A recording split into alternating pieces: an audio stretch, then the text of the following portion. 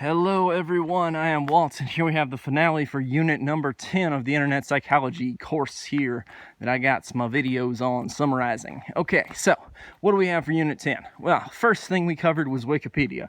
Is Wikipedia accurate or not? Yes, Wikipedia is accurate for academic material. It is no peer-reviewed paper, no peer-reviewed journal paper, but it is as good as your normal encyclopedia. So, takeaway number 1.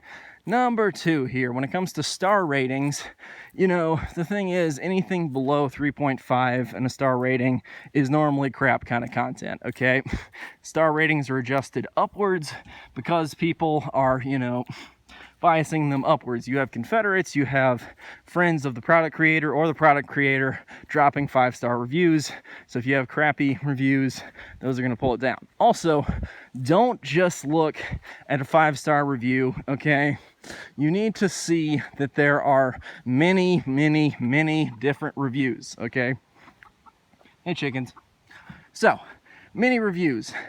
So if you have a 4-star rating average that has 5,000 reviews versus you have a 5-star rating that only has like 3 reviews, then likely some of those are going to be deviated out with time. It's impossible to maintain a true 5-star review because one person at least is going to say they don't like the product at some point, and anything that is below 5 stars is going to pull down that review slightly, okay?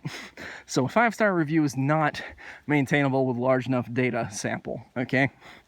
Just realize that when it comes to it. And we talked a little bit about Airbnb last time, a little while ago here in my videos, and how Airbnb has this really high 4.7 star rating compared to a 3.8 star rating for a lot of hotels on other sites. Yeah, so we covered that. And of course, last time we covered heuristics. So we've gotten star ratings, we've gotten Wikipedia, and we've gotten heuristics. Now, to summarize the basics of the heuristics here that are in play, for example, you have the representative heuristic, which is all about stereotypes and how people look for stereotypes over the data numbers.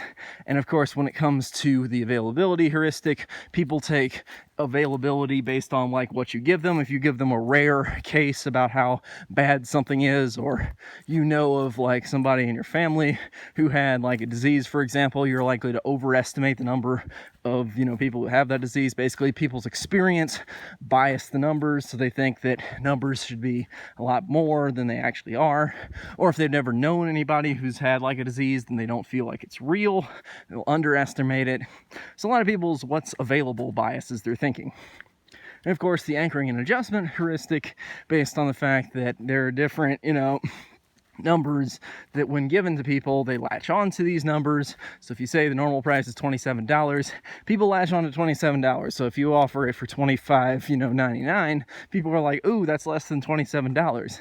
When actually the price of the item could be almost anything. But because you said the normal price is $27.99, for example, $25.99 looks like a deal.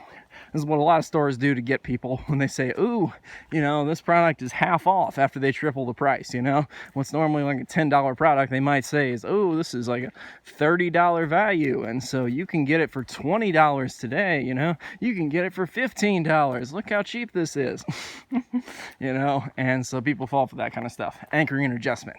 So, realize that these are heuristics in play, realize how star ratings work and how it comes to decision making, how you should look for larger samples, pay attention to the numbers always tell the truth, that is like the biggest key. Pay attention to the stats and the numbers, and you're not about to go wrong, is what I meant to say. Words are hard sometimes. Anyway, I'll see you guys next time with unit number 11, so stay tuned, I'll see you then.